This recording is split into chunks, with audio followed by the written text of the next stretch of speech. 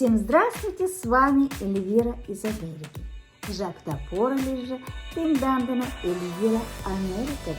Еще в январе 2016 года к нам в город Таллахасси приезжал концертом греческий и американский композитор, пианист, аранжировщик Янис.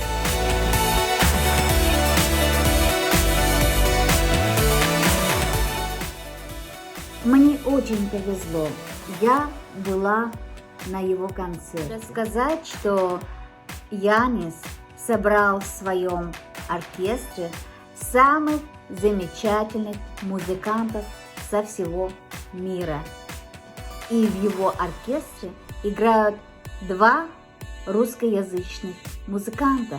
Это Самвел Ервинян, скрипка, и Александр Иванов, виолончель.